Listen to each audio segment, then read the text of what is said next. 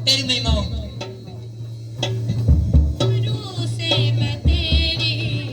अंगीकार करो। करूँगा स्तुति रूह से मैं तेरी, छिपने की तू है जगह मेरी।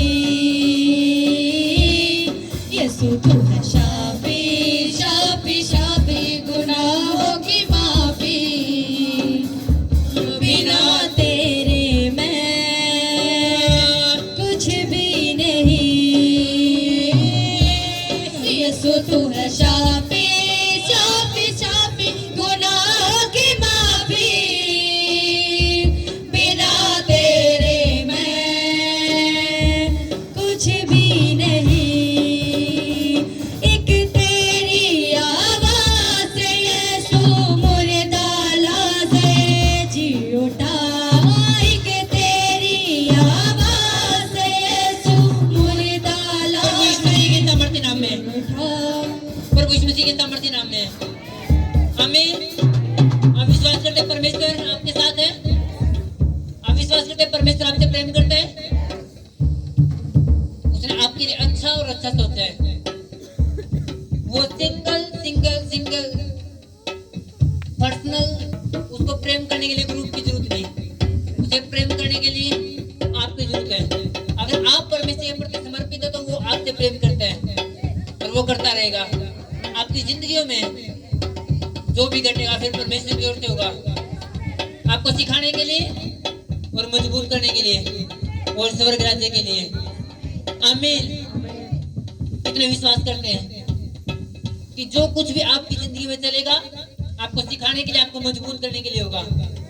सब कुछ आपको मजबूत करने के लिए, ताकि आप स्वर्ग राज्य की वारिस बन सको। परमेश्वर नहीं चाहता आप गुम हो जाओ, परमेश्वर चाहता आप जीतो। हालेलुया। मरने के लिए प्रभु यीशु मसीह आया था, आपको और मुझे मरने की जरूरत नहीं है क्योंकि प्रभु मर चुका है। हालेलुया। सब बैठ जाएंगे खुदा यीशु के नाम में।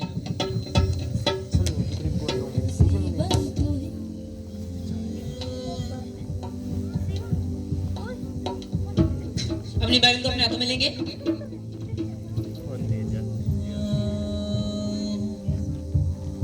यीशु तू है काफी,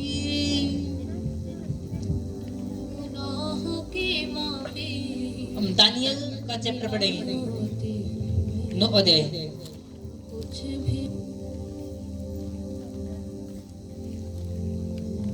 एक तेरी आवाज से मुर्दा लाजर जी उठे।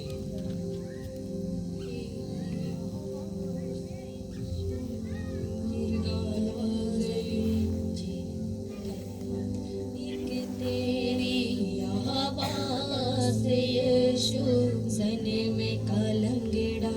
9 अध्याय 1 आयत से हम पढ़ेंगे। दानियल का चैप्टर पढ़ा लिया।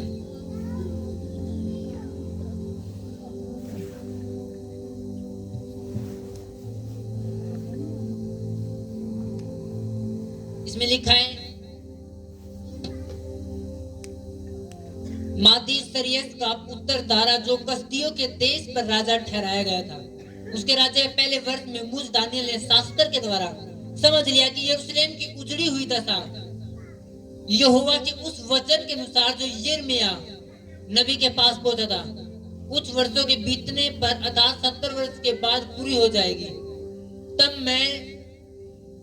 मैं अपना मुख प्रभु परमेश्वर की ओर करके गिड़गिड़ाहट के साथ प्रार्थना करने लगा और उपवास कर टाट पहन रात में बैठकर वरदान मांगने लगा।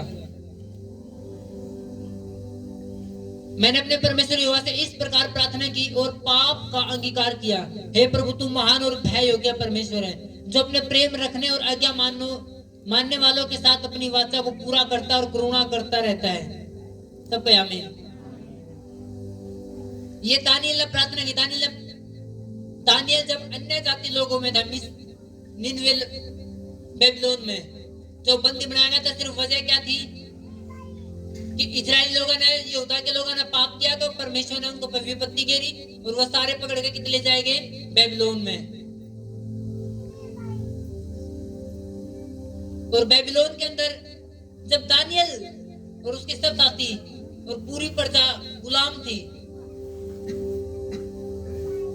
तो बहुत सालों के बाद दानियल ने जब शास्त्र पढ़ा, यिर्मयाह की भविष्यवाणी पढ़ी, उसने पता चला कि जो कुछ भी चल रहा है, जो ये तंगी चल रही है, जो ये परेशानी, ये परमेश्वर के उस वचन के अनुसार है जो यिर्मयाह ने लिखा था कि तुम पाप ना करना, तुम गलती ना करना, नहीं तो परमेश्वर तुमने तितर बितर कर देगा और गुलाम कर देगा। और जब मेरे लोगों ने नहीं मानी तो वो गुलाम किए गए। तो दानियल ने जब पढ़ा कि 70 साल के बीतने बाद दोबारा अच्छे दिन आ जाएंगे, तो दानियल ने देखा कि दानियल ने प्रार्थना में गया, उसने प्रेयर करनी स्टार्ट की, उसने टाट बिछाया, राख में बैठ गया, उपवास करना शुरू कर दिया, प्रार्थना करनी शुरू कर दी, अपने पाप का अंगीकार करना शुरू कर दिया और परमेश्वर आगे दुआएं देनी शुरू करी, परमेश्वर माफ कर और हमने दोबारा एक अच्छी जिंदगी दे।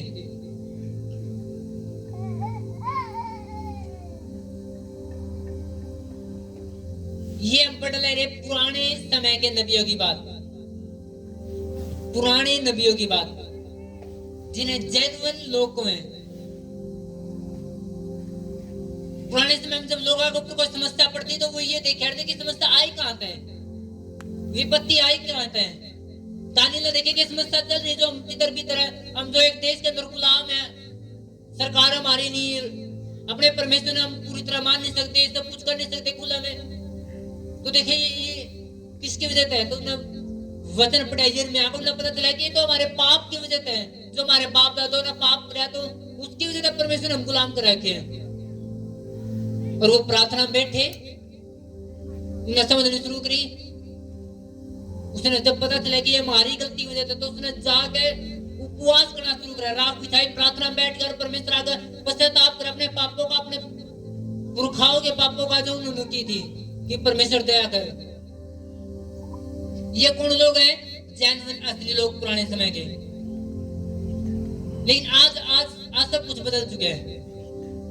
जब आज अंत समय में जब किसी को समस्या घर पर पड़े, कुछ विपत्ति पड़े, जब दानियल पे विपत्ति पड़ी, दानियल ने रात में बैठ गया, उपवास करना शुरू कर दिया। लेकिन आज जब विपत्ति पड़े तो लोग बैठ जाए, कुर्सियां बैठ जाए, 4-5 जन इकट्ठे कर ले, देखा ये ओके रहे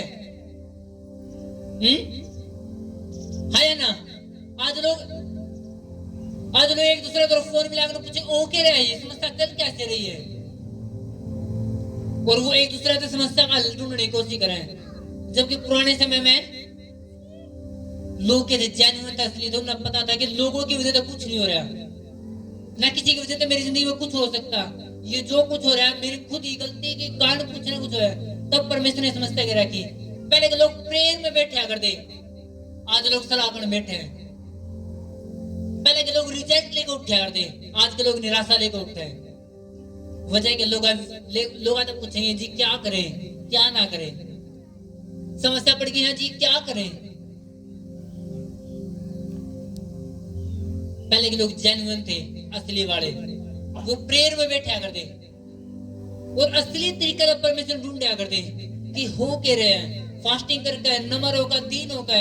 जब दानियल ने ये फास्टिंग प्रेयर स्टार्ट करी तो 21 दिन के बाद 21 दिन के लिए उसने फास्टिंग प्रेयर स्टार्ट की। उसने फैसला करा कि मैं 21 दिन के लिए ना कुछ खाऊंगा ना पीऊंगा, ना अपने शरीर पर तेल लगाऊंगा, मैं सिर्फ पूरे दिल तक परमेश्वर आकर जाऊंगा कि हो के रहे। और स्वर्गदूत आया, जिब्राइल स्वर्गदूत आके बोले, जब जिस दिन तूने पहला दिन ये सिर्फ फैसला करा था मन में कि मैं परमेश्वर के सामने बैठकर समस्या का निवारण करूंगा, उसी दिन में भेज दिया गया था। आज स्वर्गदूत क्यों नहीं उतर आंदे? आज क्यों नहीं उतर आंदे? क्योंकि लोग आज परमेश्वर के पास कम बैठे हैं, एक दूसरे के पास ज्यादा बैठे हैं। और सोचते शायद समस्या का ऐसे हल होगा, और समस्या हल हो ही नहीं पाता। पहले के लोग क्या थे? असली जेन्युइन। अब के लोग फेक है। हालेलुया। पहले के लोग परमेश्वर के पास बैठकर निवारण ढूंढे, क्या किया जावे। परमेश्वर तू बता, कि तू ना पता था कि जेन्युइन तरीका परमेश्वर तक पूछना में, परमेश्वर बतावा मेरी समस्या का हल क्या है। अगर 10 बंधन आप इकट्ठे कर भी लोगे और बातचीत करोगे, कुछ नहीं मिलने वाला, क्योंकि आपकी समस्या सोल्यूशन लोगों के पास नहीं है, परमेश्वर के पास है। हालेलुया। पहले के लोग जब परमेश्वर आगे बैठे तो रिजल्ट मिला करते। अब जो लोग अब आज के लोग जो परमेश्वर के पास नहीं बैठते, लोगों के पास बैठे निराशा मिले, क्योंकि लोगों के पास बैठोगे तो क्या मिलेगी? निराशा है, कोई रिजल्ट नहीं मिल सकता। जब परमेश्वर के पास बैठोगे तो रिजल्ट के साथ होंगे। आमीन। कि जिन लोगों ने आप आस पास देखो वो फेक दुनिया है, वो असली वाली नहीं है। एक वचन में पढ़ूंगा, अय्यूब 31 अध्याय, भजन संहिता पहली पुस्तक, अय्यूब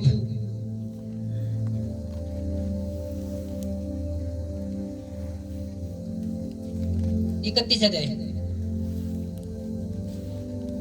पुराना नियम 16 आयत से हम पढ़ेंगे।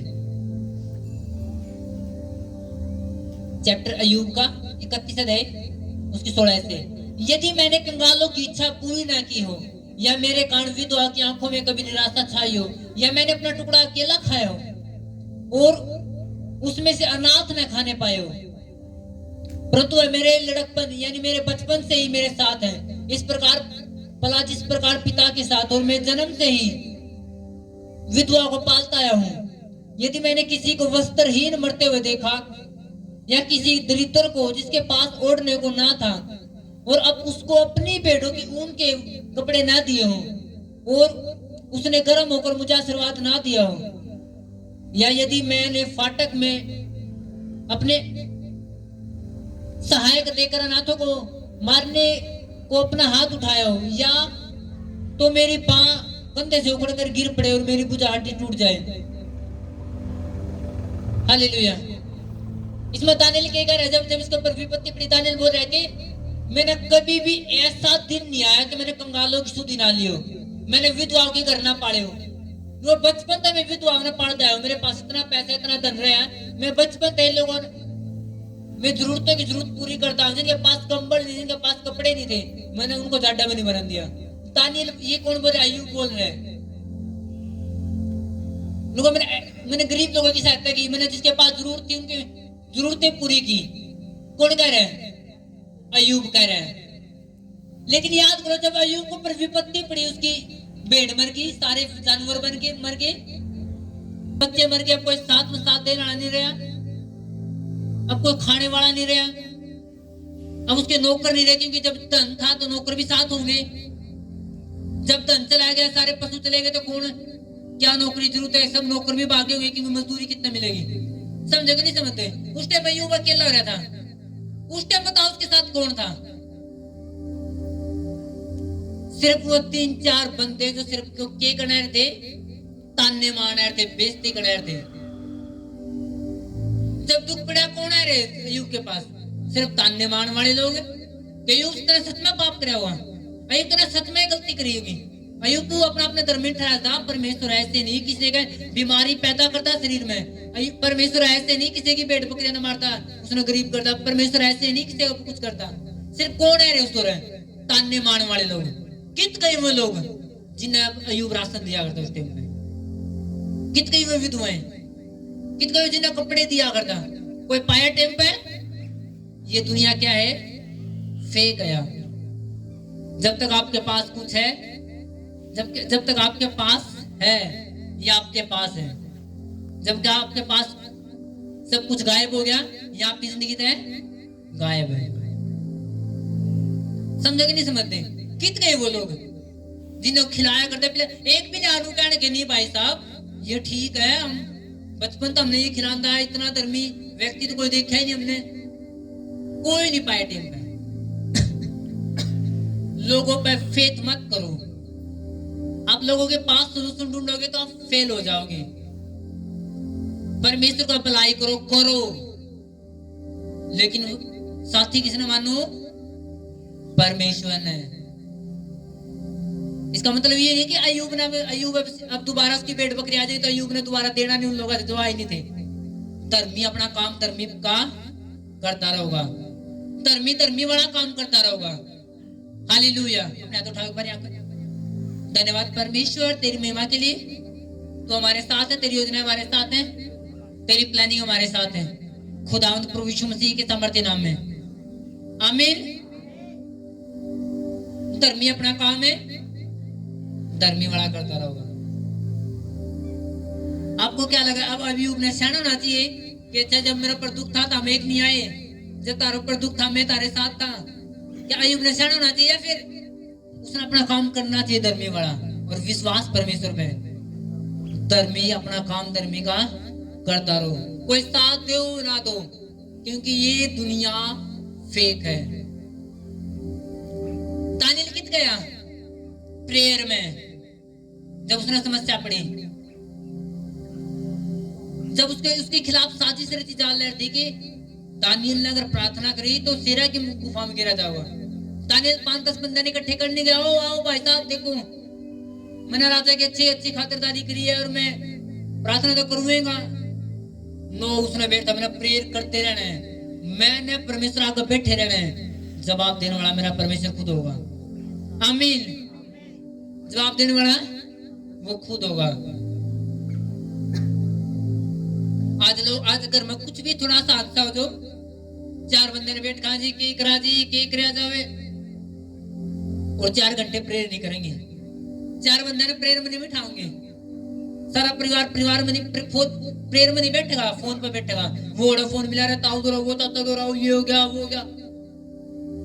और आत्मिक लोग आत्मिक तरीका हैंडल करेंगे, संसारिक लोग संसारिक तरीके ढूंढेंगे। मैं नहीं कह रहा फोन करना गलत बात है, लेकिन फोन पे चिपटे रहना और प्रेयर में नहीं बैठना ये मूर्खता है। पहले के लोग क्या कर रहे थे? परमेश्वर आगे समस्या पड़ते, परमेश्वर आगे। दानियल की कोई नहीं गलमरस चेट करी थी। दानियल तब भी राजा का आगे मंत्री था, अच्छा था, लेकिन उसने देखा कि मेरे लोग तंग हो रहे हैं, इसलिए वो प्रेयर में बैठा, फास्टिंग। परमेश्वर पूछा, परमेश्वर बता कैसे छुटकारा होगा? उसने अंगीकार करना शुरू किया। जेन्युइन लोगों की निशानी, वो खुद भी बचे हैं और उन्हें बचाने के लिए प्रेयर कर रहे हैं। हालेलुया।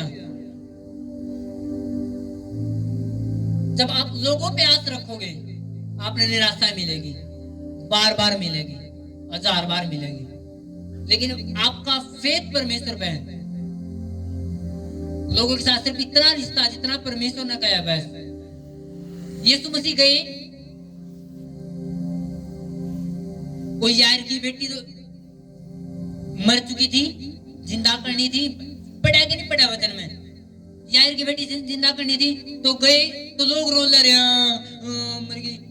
और प्रभु यीशु मसीह ने कहा तुम क्यों रो? बोले वो तो मरी नहीं, वो तो सोल रही है। लोग एकदम आंसू लगे,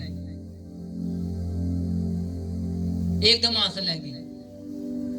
आप बताओ घर में कोई मर रहा हो, किसने आंसी आ जाएगी? आंसी आओगी किसने? वो लोग भाड़ा किराए वाले जैसा है, फेक लोग थे, वो सिर्फ मुंह रोना रहते, कहीं मेरा नहीं कराया मर के जाना तो पड़ेगा भाई, मुंह दिखा भी नहीं के वो फेक लोग थे। यीशु ने क्या किया? ये तो मरी नहीं बल्कि सोल लग रही है। सारे हंस पड़े। सोचो हंसी आया कितना गई, घर में जवान लड़की मरी पड़ी। फेक लोग हैं आज। हालेलुया। किस पर विश्वास रखो? परमेश्वर पे, वो असली है। ये लोग जब घर में कोई बेसहारा हो जाए नहीं, जब उसकी आसंग नहीं होती कुछ भी करने की, जब सारे ने बोले तू संभाल ले, इस बुढ़ा तू संभाल ले, वो कहोगे तू संभाल ले, तू संभाल ले, है या ना? 2-3 भाई हो, 3 भाई 4, उनको तू संभाल ले, बुढ़ा तू संभाल ले, और मरने बाद सारे लाडू जलेबी खाना है जैसे तरह में, फिर की ताजे में लोग जिंदे जीते तू संभाल ले, तू संभाल ले, मरते सारे एकदम इकट्ठे होते हैं मिठाई खाने। 95 साल की होगा मरी है या ना? फेक दुनिया। अगर वो मिठाई जिंदे जी और कुछ होता तो अच्छा बात है।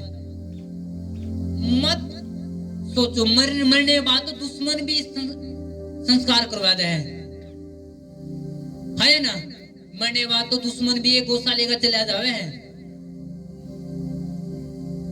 असली का तो जिंदगी बेरा लागे।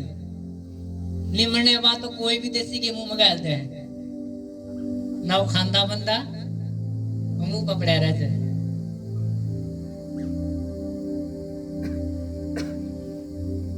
रियल मजा जिंदगी में। जब अय्यूब को पर दुख पड़ा कौन आए? कोई भी नहीं आया उसका असली जिसते सिर्फ वो ताने ताने मारना रहे। तेरा सच में कुछ कर हुआ, तू सच में कुछ कर रहा हुआ, तभी तो मत फेथ करो लोगों पे, काम करो, उनके साथ रहो, अच्छी बात है। अपना अपना 100% दो, वफादारी दो, लेकिन विश्वास ओनली परमेश्वर पे। मैं तो विश्वास करके सब कुछ बताता घर का, उसे बंदे ने सारी जगह चुगली कर दी, उसे हमारे घर की सारी बात बता दी। वो नहीं होता, होता कि नहीं होता? आप विश्वास करके सब कुछ करो, फिर ताने खाओ। अपना दिल हर जगह नहीं खोला जाता। परमेश्वर आपको खोलोगे कितने जाओगे बाहर। आप परमेश्वर अपना दुख रोगे, परमेश्वर ने बोला फलाने पड़ोसी उसने वो प्रार्थना मेरे तक बता ले रहा, चल तने बताओ। नो नो नो, परमेश्वर सुनेगा और आपने रिजल्ट देगा। हालेलुया। परमेश्वर कभी आपकी चुगली नहीं करेगा। परमेश्वर सिर्फ आपने सांत्वना देगा, आपने ताकत देगा, आपने हौसला देगा और आपने बढ़ावेगा, और वो बढ़ने की बात करेगा और आपने आगे लेकर जाओगा। हालेलुया। जब यीशु मसीह ने कहा कि ये तो मरी नहीं बल्कि सो लग रही है, ये तो यार की बेटी, सारे ऐसे पड़े तो वहां से इतनी जल्दी आप कहां तक? ये दुनिया फेक है। सिर्फ परमेश्वर पूरा विश्वास करो, वो आपने ना धोखा देगा, ना कभी छोड़ेगा, ना कभी त्यागेगा। आपके दुख में भी आपके साथ होगा और सुख में भी आपके साथ होगा। हालेलुया। जब आप हिस्ट्री की पुस्तक पढ़ो बाइबल में, इतिहास की, राजाओं की, जैसा की, आप एक चीज देखोगे उसमें जो कॉमन मिलेगी आपने। परमेश्वर एक जगह ये करता पाओगा, एक बंदा देखो, एक देश है, कितना गलती करी, मेरी ताड़ना तेरे ऊपर आओगी, मैं तेरा उजाड़ दूंगा, तेरा तितर बितर कर दूंगा, ये बात करता पाओगा।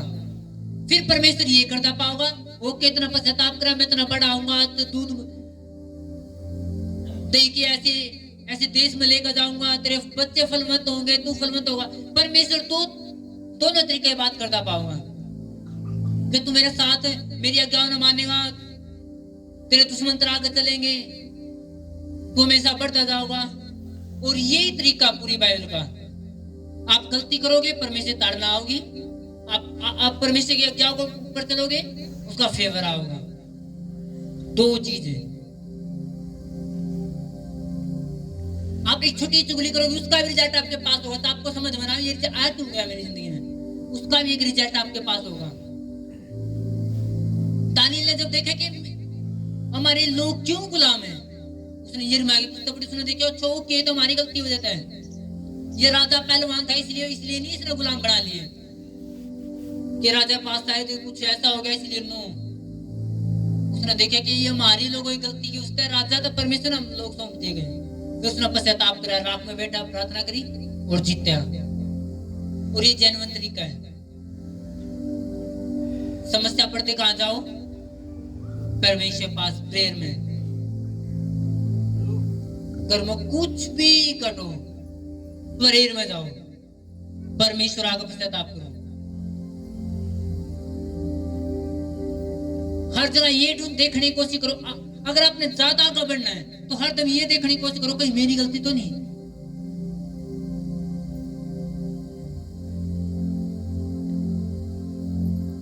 अगर आप ये देखोगे तो हमेशा आप बढ़ोगे, क्योंकि आपने तो आपकी गलती में ना, फिर भी आपने कुछ ना कुछ मन में होगा, शायद मैंने ये कर दिया होगा, शायद मैंने मेरा दशमांश नहीं दिया होगा, शायद मैंने प्रेयर नहीं करी होगी, शायद मैंने 2 दिन प्रेयर छोड़ दी थी, इसी वजह से तो नहीं हो गया। आप हमेशा कुछ ना कुछ अपनी बढ़ोतरी की ढूंढोगे और परमेश्वर आपका बात करेगा। अगर आप ये देखोगे नहीं पुराना बंदा ने ये कर दिया इसलिए चीज है। आज लोग तंग इसलिए ज्यादा है। नहीं जी सारे क्या कर रहे हैं, तो ये सारा परिवार एक जैसा है, ये सारे एक जैसे हैं, फिर लोग लगता है शायद प्रेम नहीं आपस में। ये देखो कि कहीं मेरी गलती तो नहीं। जब आप अपने खुद ही गलती देखना शुरू करोगे तो आपने दूसरे गलती नजर आवे नहीं। आप हमेशा अपना अपना बनाते जाओगे और बढ़ोगे आप यीशु के नाम में। आप बढ़ोगे प्रभु यीशु मसीह के सामर्थ्य नाम में। हालेलुया।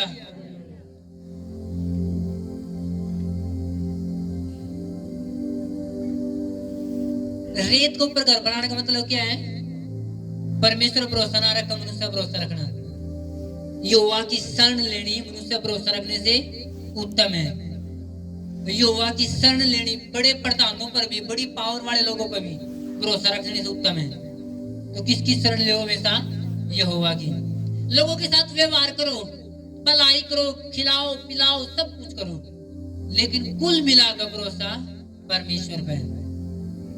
ये लोग जो दिए गए ये इसलिए दिए गए कि आप उनके साथ भलाई करो और स्वर्ग में जाओ। ये इसलिए नहीं देंगे कि आप अपना भरोसा उनको पर टेक कर बैठ जाओ और फिर लोगों के तक गिरो। और कई बार परमेश्वर जानबूझ कर आपने गिरावे हैं ताकि आपका भरोसा लोगों पर टूटता है। कई बार आपको उस बंदे ने मेरे तो धोखा दे दिया, तूने क्यों करा भरोसा? और परमेश्वर कभी नहीं चाहता मेरे लोग मनुष्य पर भरोसे आश्रित रहे। परमेश्वर मेरे लोग मेरे पर भरोसा रखें। परमेश्वर कभी नहीं चाहता कि मेरे लोग किसी दूसरे बंदे के हाथ तरफ हाथ पसारे कि कुछ दे। परमेश्वर मेरे लोग मेरे पे विश्वास करें। यहोवा मेरा चरवाहा, मुझे कुछ घटी ना होगी। आप जब वचन लेकर प्रेयर करोगे परमेश्वर आपकी जरूरत पूरी करेगा। मैं ये नहीं कहता आप हर रोज मटर पनीर खाना शुरू कर दोगे, लेकिन आपकी जरूरत पूरी करना शुरू करेगा परमेश्वर। मैं नहीं कहता हर रोज के आपके नई ड्रेस होंगी, लेकिन आपके पास कपड़े घटी ना होगी, क्योंकि यहोवा मेरा चरवाहा, मुझे कुछ घटी ना होगी। किस चीज की घटी? सिर्फ रोटी की, सिर्फ पानी की, या किसी भी चीज की जो आपने जरूरत है, किसी चीज की भी, हर एक भली वस्तु आपके पास होगी। आमीन।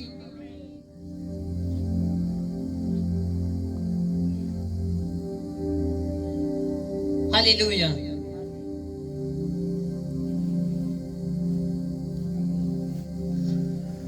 बाइबल लिखा है कि यीशु मसीह एक परमेश्वर के मंदिर के पास बैठे थे और वो देख रहे थे लोग दान डालने लग रहे हैं। हम पढ़ेंगे एक वचन को, मरकुस में पढ़ सकते हैं हम इसे, लूका में भी हम इसे पढ़ेंगे, मरकुस में।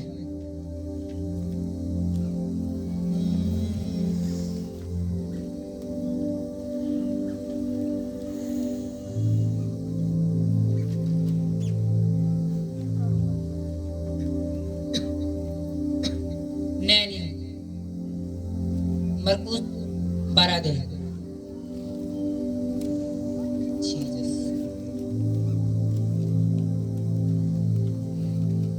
41 आयत से हम पढ़ेंगे। मरकुस सुसमाचार की पुस्तक 12 अध्याय उसके 41 आयत से। वह मंदिर के भंडार के सामने बैठकर देख रहा था कि लोग मंदिर के भंडार में किस प्रकार पैसे डालते हैं, और बहुत से धनवानों ने बहुत कुछ डाला। इतने में कंगाल विधवा ने आकर 2 दमड़ियां जो एक अधेले के बराबर होती हैं डाली। तब उसने अपने चेलों को पास बुलाकर उनसे कहा, मैं तुमसे सच कहता हूं कि मंदिर के भंडार में डालने वालों में से इस कंगाल विधवा ने सबसे बढ़कर डाला है, क्योंकि सब ने अपने धन की बढ़ती में से डाला है, परंतु इसने अपनी घटती में से जो कुछ उसका था उसने अपनी सारी जीविका डाल दी है। सब कहे आमीन। जब प्रभु यीशु मसीह देख कर लड़ते तो बहुत सारे धनवान व्यक्ति आए, वो अपना 10वां डाल रहे, कोई 9वां हिस्सा, कोई 5वां, कोई 10वां, कोई 12वां, कोई 15वां, लेकिन सारे अपने लाखों रुपए में डाल रहे थे। बढ़ती मत है, इनके पास ज्यादा पैसा इसलिए वो डाल रहे थे, या परमेश्वर ने प्रोस्पर करा के बढ़ोतरी दे रहा कि उन दिनों में वो इसलिए डाल रहे थे। लेकिन एक विधवा, कंगाल विधवा, वो एक नॉर्मल विधवा नहीं थी, बल्कि कंगाल विधवा। कंगाल यानी जिसके पास रोजगार नहीं, कुछ काम धंधा नहीं, कुछ है नहीं। ये नौकरी वाले ना पर कंगाल कैस का कोई विधवा लेकिन नौकरी पे सरकारी पे, उसने अपन को कंगाल विधवा, यानी उसके पास कुछ नहीं था, कोई काम धंधा नहीं, कोई बैंक बैलेंस नहीं घर में कि लाखों बैंक में पड़े हैं, नौकरी नहीं तो कोई नहीं, लाखों बैंक में तो पड़े, वो भी बात नहीं थी। सिर्फ उसके पास उस दिन भी सिर्फ 2 दमड़ियां थी। वो आई, उसने डाला और प्रभु ने कहा कि इसने सबसे ज्यादा डाला है। अब एक चीज सोचो, लोगों के पास पैसे थे इसलिए वो डाले ले रहे थे, वो कंगाल उसने क्या जरूरत थी डालने की? उसने तो कोई जरूरत नहीं। अगर वो नहीं डालती क्या परमेश्वर गुस्सा करता उस पर? बोलो क्या गुस्सा करता? नहीं करता। अगर वो नहीं डालती तब भी परमेश्वर पे गुस्सा नहीं करता। वो अपने परिवार ने 2 पैसे कुछ ना कुछ करती तो तब भी गुस्सा नहीं करता कि सब लोग डाल देते, परमेश्वर गुस्सा कैसे बनी कर रहा था? लोग पैसे में डाल रहे थे लेकिन उसके पास कुछ नहीं था, जो था उसने सब डाल दिया। क्यों डाल दिया? क्योंकि जहां तक मेरी नॉलेज है वो करते फैसला करके आई थी कि आओ करे परमेश्वर के काम। उसने मन में फैसला कर लिया था कि मैंने परमेश्वर के काम करने हैं, जितना मेरे पास है कुछ नहीं रहा तब भी डाल दिया। उसने फैसला कराया था मेरी वजह से परमेश्वर का काम है, रुकना नहीं चाहिए। उसने सोच लिया था आओ करे परमेश्वर के काम। एक जिसने ये इतना फैसला करा कि वो ही डाल सके। अगर आपके पास 100 रुपए सिर्फ घर में सोए हो तो आप केवल 10 रुपए लेकर आओ, ना भी लेकर आओ। अगर आपके पास घर में 10 है तो आप केवल खाली आके बैठो तो आपको बोली जी मेरे दौरे में कितना देऊं, कुछ देगा प्रभु मैं देऊंगा। उसके पास कुछ भी नहीं था, जितना था वो डाल दिया और उसके बाद क्या रहेगी? कुछ भी नहीं, खाली। और साथ खाली घर गई होगी, लेकिन फिर बाद में खाली नहीं होगी इसकी कोई गारंटी नहीं। परमेश्वर ने बहुत दिया होगा उसका, बहुत। तो जब परमेश्वर वहां बैठ कर देखा लग रहा है इस चीज ने, क्यों परमेश्वर ने बाइबल में लिखने की जरूरत पड़ी इस चीज को? उसने लिखा बहुत सारी बातें जो प्रभु ने नहीं लिखी बाइबल में, लेकिन इस चीज को लिखा ताकि जो लोग दान के खिलाफ बोलते रहे नहीं दान देना चाहिए। मैंने को लोग 10वां के खिलाफ बोल रहे, उसने 100% दे दिया। उसके पास तो वही था, वही दे दिया, तो कितने % हो गया? कितने % है? 100 का 100 दे दिया उसने। और लोग 10 के खिलाफ बुड़बुड़ा में जी 10वां हिस्सा देना चाहिए, तो 10वां हिस्सा दे में वो लुटेरे हैं। न पढ़ाओ कि उसने 100 का 100 दे दिया और प्रभु तारीफ करे उसकी। तो जो 10वां दिन दे प्रभु ने बसनों का दात ने दिया है, ये तो अधिकार था तेरा दिन का। समझो कि नहीं समझते? उसने फैसला कराया था कि मैं करूंगी परमेश्वर का काम, और जो सोच सके वही कर सके। भलाई करने के लिए आपके पास कुछ होना जरूरी नहीं है। भलाई करने के लिए सिर्फ आपके पास दिल होना जरूरी है। कुछ दिन पहले मैं एक चीज मैं सोच रहा था कि परमेश्वर ये करना वो करना। परमेश्वर ने एक चीज समझाई कि जब तू सोचे कुछ भला करने के लिए चर्च के बारे में, तो मत देखना चर्च में पैसे नहीं है, तो बस करने की सोचना, क्योंकि भले काम में परमेश्वर खुद साथी बना है ना? परमेश्वर खुद सपोर्ट करेगा अगर काम भलाई का है तो। अब हर महीने कुछ फैमिली है 4-5, हमने राशन देना होगा, चर्च में पैसे नहीं होते उस टाइम पे। दुकान पर जाना होगा, सिर्फ पर्ची बनवानी होगा कि जब आओगे तो आपके पेमेंट हो जाएगी, लेकिन काम ना होने दो। क्योंकि जब आपने भलाई करने तो आपने ये देखना है कि चर्च में पैसे होंगे तो फैमिली को राशन दिया जाएगा, किसी की जरूरत पूरी की जाएगी, या किसी गरीब को दिया जाएगा, या किसी की जरूरत पूरी। लोग इसलिए नहीं भलाई कर पाते क्योंकि मन नहीं है। अगर भलाई करने की आपने सोच ली, बस परमेश्वर खुद हेल्प करेगा आपकी। हालेलुया। नहीं उस विधवा ने क्या जरूरत थी दान देने की? कुछ है नहीं तो घर जाने बच्चे भूखे मरेंगे, लेकिन उसने फैसला कराया था कि वो मेरा चरवा, मैं करूंगी परमेश्वर काम। आमीन। सिर्फ दिल चाहिए परमेश्वर काम करने के लिए। अगर आपने फैसला कर लिया कि मैं परमेश्वर काम में रुकन नहीं दूंगी, तो फिर वो रुक नहीं सकता कि आपका फैसला बड़ा है। जो गो टीवी आज चलेगा, जो दुनिया का सबसे बड़ा क्रिश्चियन चैनल है गो टीवी, जिस पास्टर ने उसको स्टार्ट करा था उसके पास कुछ भी पैसे नहीं थे और वो सिर्फ बस में बैठा, दूसरा पास्टर था, तो बोले मेरा मन में प्रभु ये उबार है कि मैं एक टीवी स्टार्ट करूं जहाँ पे सारे क्रिश्चियन बड़े बड़े पास्टर वहां पे एक प्लेटफॉर्म पे इकट्ठे हो सके, अपनी बातें शेयर कर सके। उसने कहा अच्छा बड़ा क्रिश्चियन चैनल, कितने पैसे तो दो रहे? बोला पैसे तो नहीं है, फिर तो कोई नहीं हो सकता। बोला फिर क्या? विश्वास है। बोला जा करते स्टार्ट हो सकेगा। उसने विश्वास किया तो वो खड़ा करा रहा, जो गो टीवी बड़ा चैनल है। हर बड़े तो बड़े पास्टर वहां पे पहुंच चुके हैं, उस चैनल पे पहुंचे हैं। हालेलुया। कि जब आप सोचोगे सिर्फ परमेश्वर की, जो परमेश्वर आपका आवाज दे रहे हैं आप करोगे भी फिर उसने, और ये जरूरी नहीं कोई आपका साथ देगा तब आप उस काम न कर पाओगे। अगर परमेश्वर ने आपको बोले तो कोई सपोर्ट करो ना करो तब भी आप कर पाओगे, क्योंकि वो परमेश्वर ने आपको बोले और वो अनुग्रह भी आप देगा। हालेलुया। जब आप ज्यादा सलाह ले जो नहीं जी प्रभु ने मेरे मन में ये डाल रहा है कि मैं ये कर दूं चर्च के लिए, मैं ये कर दूं, लोगों को नहीं इतना क्या करना जरूरत हो रही, फिर आप कभी नहीं कर पाते। परमेश्वर ने बोले और कर दो, आप ज्यादा बेस्ट बनोगे। मसीह में बोया गया भी व्यर्थ नहीं है, मसीह में की मेहनत भी व्यर्थ नहीं है, और प्रभु में बोया गया भी व्यर्थ नहीं है। अगर हम प्रेरितों की जिंदगी देखा, जब सेवकाई स्टार्ट हुई तो वहां पे हर मीटिंग, हर रोज लंगर ले जाया करते वहां के लोग, और जो अपनी जमीन बेच के कोई कुछ दे के वहां की जरूरतें पूरी करे, कोई कंगाल है पैसे नहीं तो पैसे दिए जा करते, किसी पास कपड़े तो कपड़े, जो जरूरतें थी जिस बंदे की, जिस किसी पास मकान नहीं है लेकिन प्रभु में है उसको दिया जाया करता। वहां पे जरूरतें पूरी की जा रही, और इस तरीके से वो बढ़ते गए, और प्रभु वो गरीब नहीं रहती है बल्कि बढ़ते गए।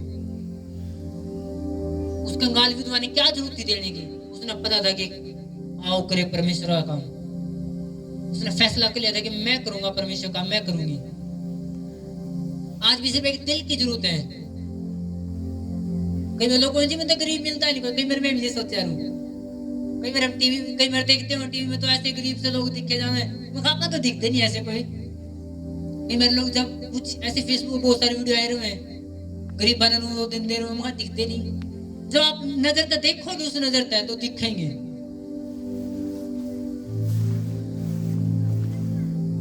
फिर आप न दिखेंगे, आपके पास दिखाई दे देंगे, आपके आस पास दिखाई दे देंगे वो लोग जिन्हें जरूरत आपकी उसकी।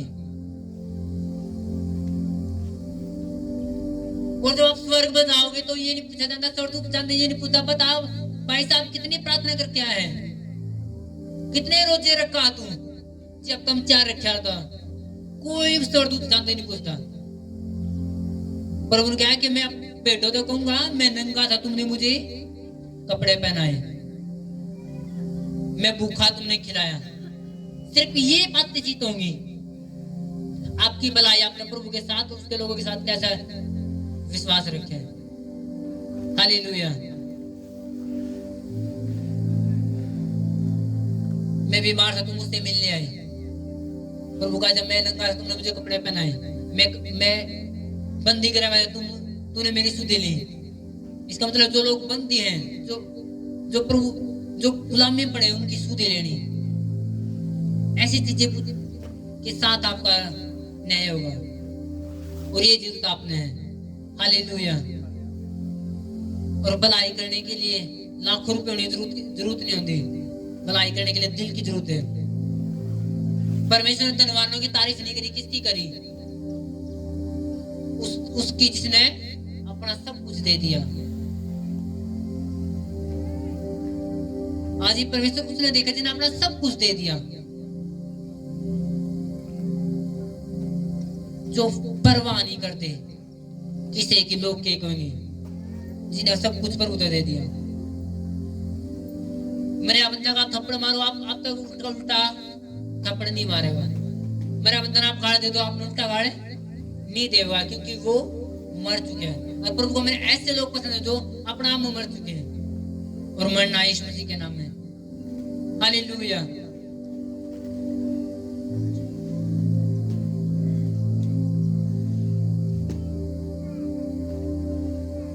उसने सोचा कि मैं परमेश्वर भवन की जरूरत ना पूरी करूंगा, उसने करी, उसने सब कुछ डाल दिया। अब वो खाली जरूर थी खुद की नजर में, लेकिन परमेश्वर देख चुका था, इसने सब कुछ बो दिया है।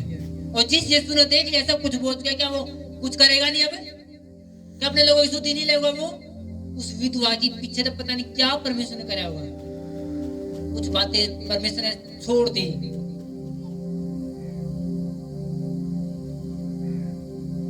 हालेलुया। लेकिन हम अंदाजा लगा का एक विधवा जिसने एक रोटी एलिया तक खिलाई थी, उसका क्या होया था? जब तक अकाल खत्म नहीं हुआ वो खाती रही, और उसके बाद भी परमेश्वर ने उसका अच्छा मैनेजमेंट दिया हुआ। हालेलुया। तो परमेश्वर के लिए हर दम तैयार रहो। ये मत देखो मेरे पास क्या क्या नहीं, हर दम।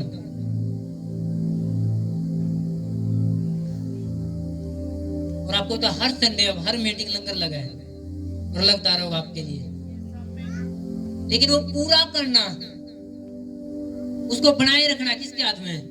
आपके मेरे हाथ में। आपके सहयोगता और मेरे सहयोगता वो चलता रहेगा। अनुग्रह परमेश्वर देगा। हालेलुया।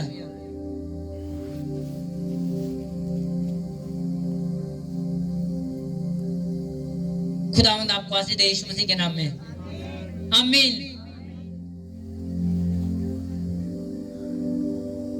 परमेश्वर आपको बरकत दे प्रभु यीशु मसीह के नाम में।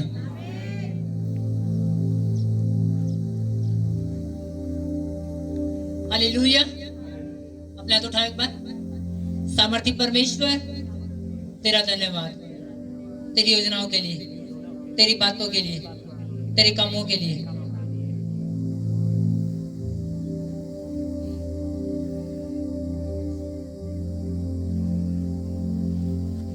हालेलुया।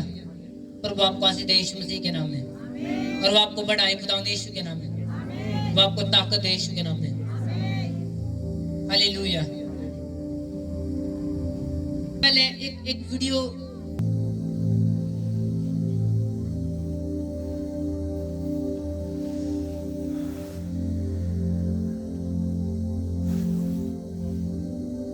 की 8 आयत को, इसमें लिखा स्थान छोड़कर घूमने वाला मनुष्य उस चिड़िया के समान है जो घोंसला छोड़कर उड़ती फिरती है।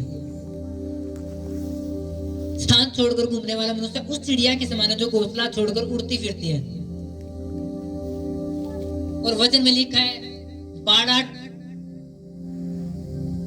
तोड़ोगे तो सांप डसेगा। यानी जब पहले पेड़ जो होया करती वो पेड़ बकरियां एक बाड़े के अंदर आज भी रखी जावे, लेकिन आज टेक्नोलॉजी ज्यादा आएगी तो 4 दीवारी खींचते हैं। पहले गेट को पहले बाड़ा होया करता पूरा। वो जो पेड़ बाड़ा तोड़े तो फिर सांप डसे। यानी उसके मालिक ने क्या कर रखे, वो एक बाड़े के अंदर बहुत सारी पेड़ है और वो रहे तुम यहीं पे रहो, उसे दीवार ना कूदोगे, तुम भटकोगी, भटकते भटकते ने भेड़िया भी खास का है और सांप भी डस सके। यानी बाड़ा तोड़ोगे तो सांप डसेगा। और इसमें एक वचन मैंने पढ़ा कि घूमने वाला मनुष्य, स्थान छोड़कर घूमने वाला मनुष्य उस चिड़िया के समान है जो घोंसला छोड़कर उड़ती फिरती है। जब एक चिड़िया ने घोंसला छोड़ दिया तो वो क्या करेगी? अब घोंसला में तो बैठ नहीं सकती, तो उड़ती उड़ती रहेगी, उस पेड़ पे, उस डाला पे, उस पेड़ पे, उस पे। समझो कि नहीं समझते? क्योंकि उसके पास अब घोंसला नहीं है। खुद अब मैंने एक वीडियो डाली थी जिसमें एक पास्टर प्रार्थना कर ले रहे, एक बंदे पर उसके कान उसके अंदर बोल रहा है गैर भाषा में, और वो उससे पूछा ले रहा है। मुझे 2 वीडियो हैं, एक अलग टाइम की, एक अलग टाइम की, एक चर्च की मीटिंग की है और एक घर की अंदर की है। अब ये नहीं पता घर में पहले वो है या फिर बाद में, लेकिन है दोनों। मैं एक चीज बताऊंगा आपने कि जब आप बाड़ा तोड़ो तो सांप डसा है, सांप पकड़ा है। स्थान छोड़कर घूमने वाला मनुष्य उस चिड़िया के समान है जो घोंसला छोड़कर उड़ती फिरती है और किसी भी स्थान नहीं मिलता। जब वो व्यक्ति देखे जिसमें शैतान बोल रहा, तो मैंने देखे वो एक तांत्रिक था, उसके ऊपर प्रार्थना हुई, इस चर्च में आया, चर्च में सेवा कर लाया गया, सब कुछ ठीक, सब कुछ घर में सब ओके है, सब रिपोर्ट ओके है, उसकी जिंदगी बढ़ती जा रही, हौसला में होता जा रहे हैं, घर में शांति आ गई, शैतान जो थे वो निकल गए। लेकिन फिर बहुत सारे लोग ये कहने वाले, तू तो यार चपरासी है, तू तो प्रधानमंत्री होना चाहिए था, तेरी तो एबिलिटी प्रधानमंत्री होने की है यार, जो तो बड़ा पास्टर बनेगा तो आता है। एक चर्च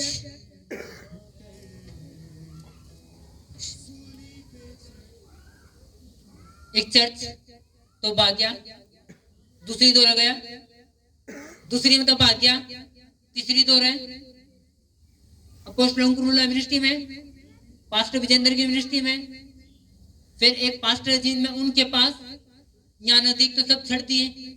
अब एक चीज देखो, एक बंदा इतनी चर्चा ने फैल बता रहा है, कदे उधर, ये ठीक नहीं, वो ठीक नहीं, वो ठीक नहीं, तो कौन घुसेगा उसके अंदर? कौन जाओगा?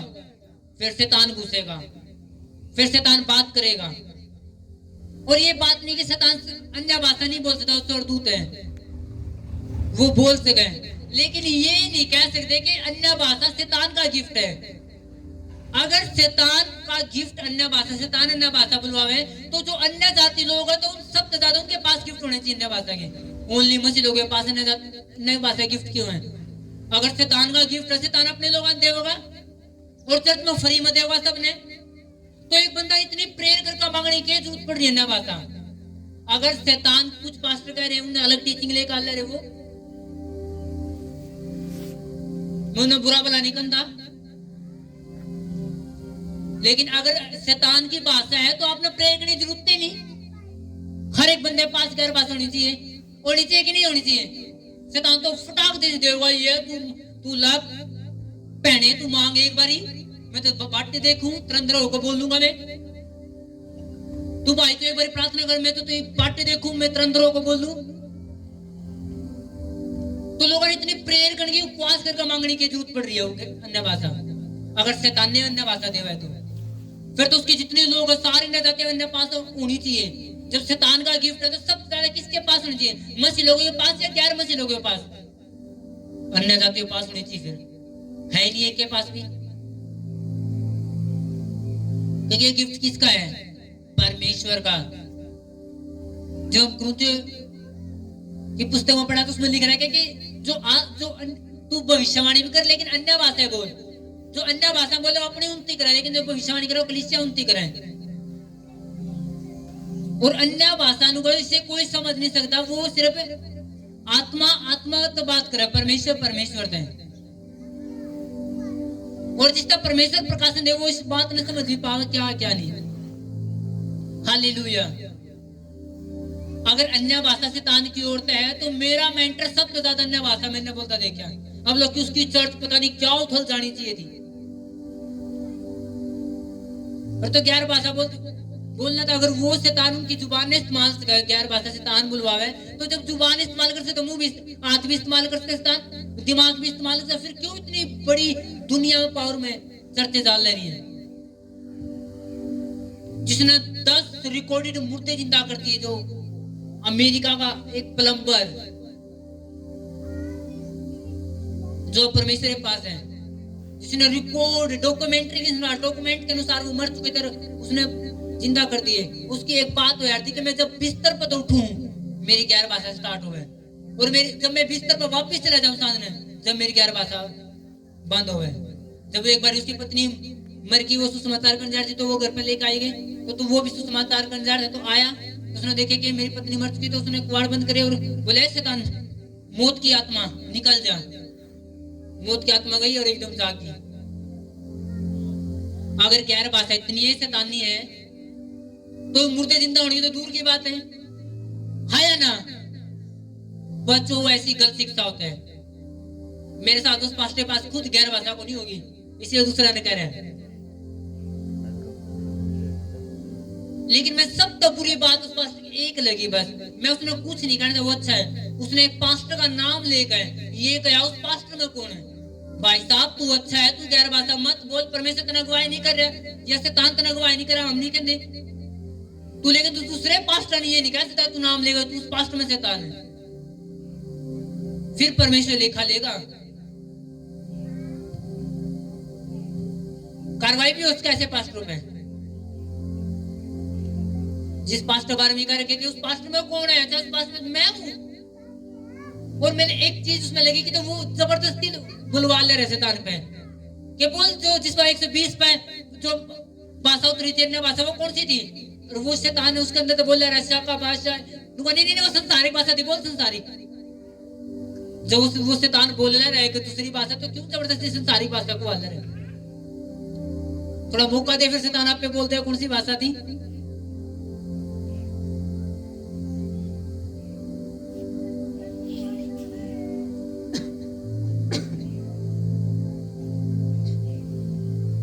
हालेलुया। किसी पास्टर को ऐसे बदनाम करना नाम लेगा, मैं नहीं पास्टर, मैं समझता हूँ पास्टर वाली वृत्ति है, हाँ वो है पास्टर, लेकिन वो पास्टर वाली वृत्ति नहीं है, किसी पास्टर को ऐसे नाम लेकर बदनाम करना और वीडियो भेजना, वो अच्छा है अपनी जगह पर, ओके, वो डायरेक्ट ही बोल रहा था कि जितने ना भाषा बोलते वो सारे शैतान की सेवा कर रहे हैं, जितना दशमांश लेते वो सारे लुटेरे हैं। उस विद्वान ने 100 का 100 बोल दिया, परमेश्वर ने क्या कमाल कर दिया, ऐसा बोला ज्यादा, और लोग दसमा के खिलाफ कुड़कुड़ा रहे, लोग वो 100 बोलकर परमेश्वर की तारीफ करवा रही है। सिर्फ फर्क कितना, सिर्फ वचन फर्क, और कुछ फर्क नहीं है। एक आत्मिक पास्टर में और एक डाउन पास्टर में सिर्फ फर्क कितना है, वचन का। एक कोई शिक्षा कुछ और ले ले, एक कोई कुछ और ले ले, ओके, उसका मन नहीं करता 11 भाषा बोलने का तो मत बोल, ये दूसरा ने बदनाम क्यों करे, सब डॉक्यूमेंट्री ने बदनाम क्यों करे, और इतने बड़े बड़े पास्टर नाम ले बदनाम क्यों करे। मैं एक चीज जानू, अगर तो मेरा मन नहीं करता 11 भाषा बोलने का, तो मैं बिना, मेरा फर्ज बस इतना है कि मैं बिना 11 भाषा बोले लोगों ना बचाऊं, ये नहीं जो बोल रहे उन्हें बदनाम करूं। अगर कोई बोल रहा है तो वो ना बोलने वाला ने बदनाम नहीं करे, हाँ या ना। अब जो बोल नहीं रहे मुझे कभी नहीं कहता तुम बोलते नहीं तो तुम अच्छे नहीं हो, बोलोगे तुम्हारा फायदा, ना बोलोगे तुम्हारा नहीं। हालेलुया। लेकिन क्या अन्य भाषा परमेश्वर की थी और है और रहेगी,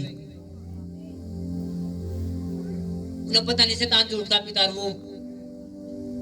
और एक चीज मैंने उसमें नोट करी, अगर शैतान उस बंदे में बढ़ रहा है और शैतान बोल रहा है कि ये भाषा वो भाषा, ये चीज है वो पास्ट में हूँ, ये वो गलत है, वो चीजें गलत है, और जैसे उसमें प्रार्थना होने को शैतान निकल गया, तू हाँ निकल गया, शैतान निकल गया, फिर अपने कैसा लग रहा है, एक दिमाग को को मैंने ऐसा लग रहा है जैसे जो मैंने चाहिए था मिल गया, यानी पास्टर की तारीफ कर रहा है वो उस टाइम पे कि पास्टर जो चाहिए था मैंने वो मिल गया। इतनी नॉलेज कैसे आएगी कि ये अच्छा पास्टर इतनी देर में बाता में, क्यों तेरे अंदर शैतान तो बेरा नहीं किया हुआ तेरे को लेके नहीं। और फिर वही शैतान अगली कुछ मीटिंग में फिर आ रहा है, और फिर वही सेम बातें हो ले रही है, फिर पास्टर नहीं है। जब शैतान निकाल दे फिर दोबारा क्यों ढोंग मचा रहे, सिर्फ पास्टर ने बदनाम करना, कि जितने पास्टर न वाता सिर्फ, और मतलब नहीं है उस पास्टर का कुछ भी करने का, उसका एक मतलब है कि जो पास्टर न वाता बोल रहे वो शैतान की होते हैं। और बुरी चीजें ज्यादा लंबी नहीं टिकती,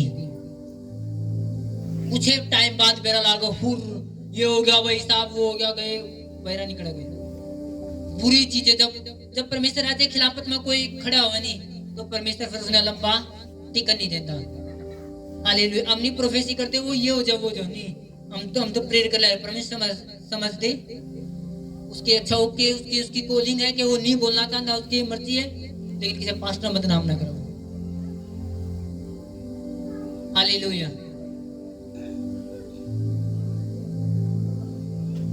अगर सुनो और ज्यादा बवाल मचाया ऐसी कुछ बात तो इकट्ठा ना पड़ा, तो हम इकट्ठा भी होंगे उसके लिए, और ज्यादा बवाल मचा तो फिर कार्रवाई भी हो सके। परमेश्वर राज्य बिगड़ना अच्छी बात नहीं। हालेलुया। परमेश्वर आपको समझ दे यीशु मसीह के नाम में। लेकिन मैं आपने क्यों गाइड कर रही चीजें बारा, क्योंकि कल आपने भी बहुत सारे ऐसे डॉक्यूमेंटरी वाले पास इकट्ठे हुए दिख सके जो खिलाफत में है, कोई दान का, कोई दशमांश का, कोई इस चीज का, कोई उस चीज का, ताकि आप वचन के द्वारा समझ लो कि ये चीजें रोग है, सही है। मसा बेचना गलत है। ले जी 20 रुपए की झाड़ू या मसा करी हुई है, या मिट्टी मसा करी हुई मिट्टी है, यो मसा होगी, फिर बेचो मत। तेल मसा हुआ है तो बेचो मत। रुमाल है, सोल है, मत बेचो।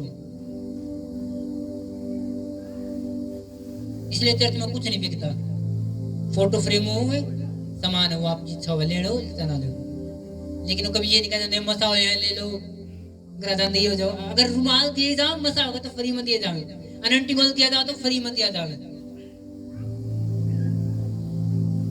अब ज्यादा इतने फोन आते, पहले फोन जब शुरू नंबर लॉन्च होया तब फोन आए थे बहुत सारे के लिए ऐड करवाना जी।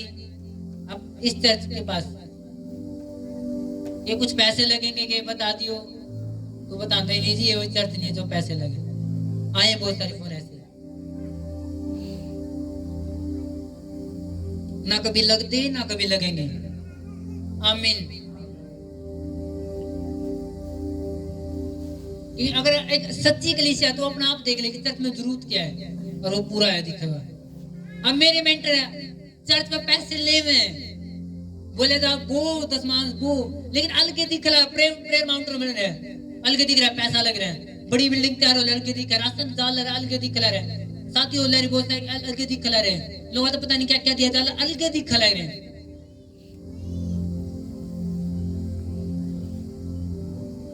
इतनी बड़ी बड़ी बिल्डिंगें खड़ी होगी, इतने बड़े बड़े सुसमाचार डाल रहे हैं, टीवी पर डाल रहे हैं, टीवी तो अलग दिख रहा है, पैसा लग रहा है। क्योंकि जब अगर चर्च में पैसे दिखाई दे रहे कि आल रहे तो दिखाने भी जरूरी है, लागण की तलाक रहे तो चर्च फेथ करेगी कि हाँ अगर हम पैसा दे रहे चर्च में तो वो सेफ है, परमेश्वर काम अलग अलग है, वो इधर उधर नहीं हो रहा है।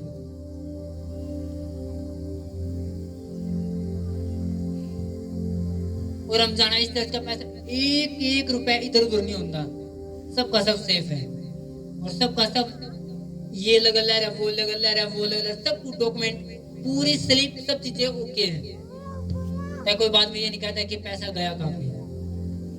और हमने ज्यादा मजबूत होने की जरूरत है, क्योंकि पंजाब में कोई अब छिड़खानी नहीं करता, वहाँ पे बेदारी है, हरियाणा में स्टार्ट होने वाली है, वहाँ के पास्टर ज्यादा मजबूत होने की जरूरत है। क्योंकि जब शुरू में पंपलेट्स लागेंगे, बड़े बड़े बोर्ड लागेंगे, क्योंकि उठेंगे पास्टर तो शुरू में बड़े लोग इधर उधर फेरेंगे कि देखो चेक करो कहाँ तक है कुछ, तो शुरू में हरियाणा पास्टर मजबूत होने की जरूरत है। अरे एक बारी बड़ी बेदारियां खड़ी होगी फिर कोई नहीं छेड़ता, मेरे ऊपर है सारे पक्का काम वाले। हालेलुया। खुदा आपको आशीष दे यीशु मसीह के नाम में, परमेश्वर आपको मजबूत करे प्रभु यीशु मसीह के नाम में, सामर्थी सामर्थी सामर्थी नाम यीशु के नाम में। आमीन। कोई समझाओ ऐसे लोग आने। हालेलुया।